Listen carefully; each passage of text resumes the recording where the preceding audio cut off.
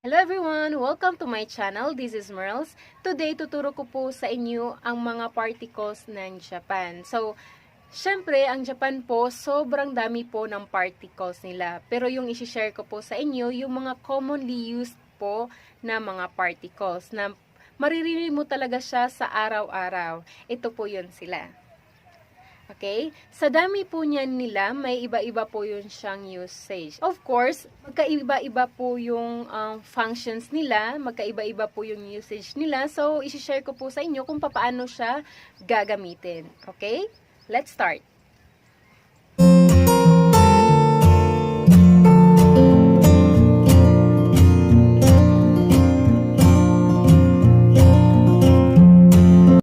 Natin sa wa and ga particles. In English is are, am. Marami po ang nagtatanong, marami ang naguguluhan kung the same lang po ba yan siya. Okay guys, hindi po yan siya magkapareho. Okay? Magkaiba po yung dalawa. Yung wa po is topic marker, while ga is subject marker. Okay, may sample po ako dito para ma-differentiate nyo po kung ano yung pagkakaiba nila. Okay? Watashi wa Kimo desu. In English, I am Kim. While ga, watashi ga Kimo desu. In English, I am the one who is Kim. Okay? Na-differentiate nyo na po yung pagkakaiba nila. Yung wa po, nagiging topic marker po siya. And while ga naman po ay nagiging subject marker po siya doon. Okay guys, kuha nyo na po ba? Magulo pa rin. Okay? Sa wa po, both speaker and listener know that I am Kim. Okay? While ga, maybe the speaker or maybe the listener don't know that I am Kim. Okay? Next example. Watashi wa kohi wa nomimasen. Okay? Nai-emphasize po doon na I don't drink coffee, but any other drink. Okay? So, napansin nyo po may dalawang wa in a sentence. So, alam po natin na hindi po yun allowed na dalawa yung wa sa isang sentence. But, the second wa is the contrast maker. Okay? So, pwede lang po yan siya na dalawa ang wa. Pagka, yung pangalawang wa ay contrast maker. Okay? Proceed po tayo sa functions of Japanese particle ga. First, subject and description sentence. Pag may nakita po kayong word na arimas, imas, automatic po yung particle po na gagamitin nyo po ay particle ga. Okay? Arimas meaning there is or there are non-living things. Imas, there is or there are living things. Example, kabang no naka ni hon ga arimasu. There's a book in the bag. Okay? So, arimas po siya. Gagamitin nyo po na particle is ga. Next, new information. Asoko de kodomo ga hashitimasu. Meaning, there are children running over there. So, si listener po, hindi niya po alam kung sino po yung tinutukoy ni speaker. So, particle po na gagamitin is ga. Next, fixed sentence pattern. Body parts, likes and dislikes. Gagamitin po natin na particle is ga. For example, watashi wa ringo ga suki desu. I like apple. Okay?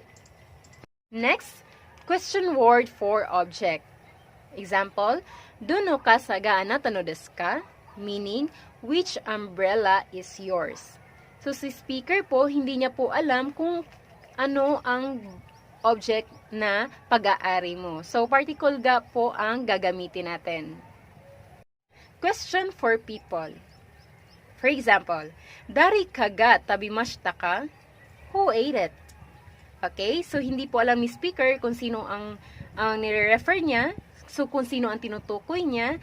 So, yung particle po ay ga. Next, inclusive particle to. Used to connect two nouns. Hindi po siya po pwedeng i-connect sa clauses and phrases. Okay?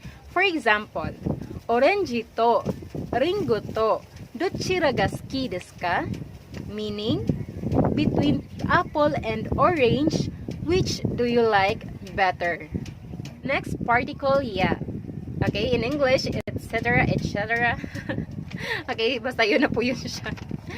This particle implies that there may be other that are unlisted. Okay, for example, watashi no hiyan no naka ni wa terebi ya beddo ya isu ga arimasu. Meaning, there are television, bed, chair, and etc. in my room. So, next is, watashi wa hunya de impitsu ya kami o kaimashita. Okay? So, I bought pencil, paper, and etc. in the bookstore. Next particle, o. Pag may o ka na particle, ang kasunod po niyan is always verb. Hindi po siya pwede sa noun, hindi po siya pwede sa adjective. Okay? So, for example, watashi wa kanojo o ii ni okorimasu. Direct object po natin dyan is kanojo. Next particle is e.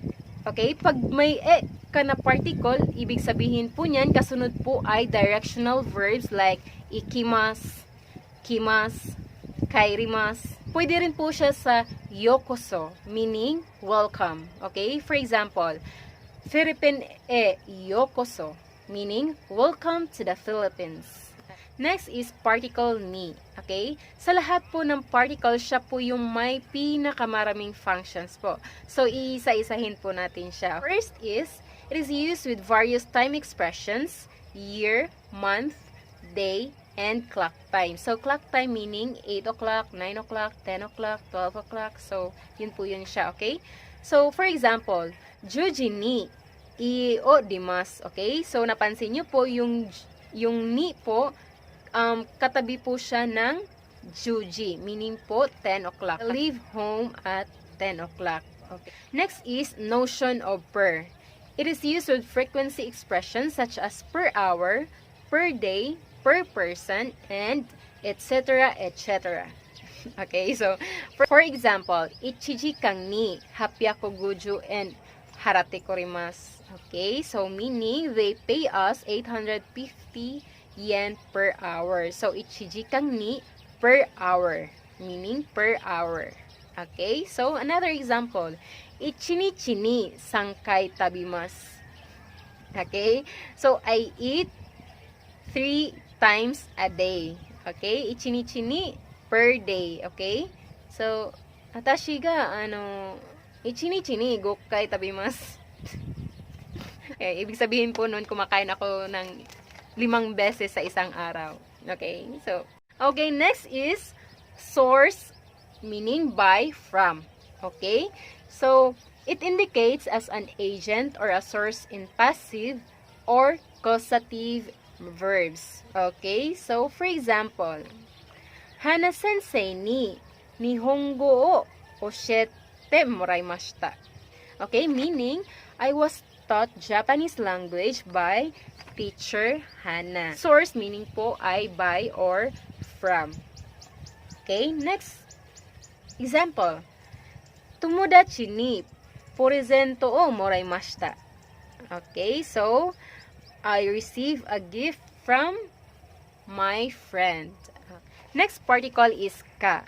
Okay, tinatawag po natin siya as question marker. Pag may ka sa dulo po ng sentence, ibig pong sabihin yan, it is a question. Okay? So, for example, kesa nani o tabimashita ka?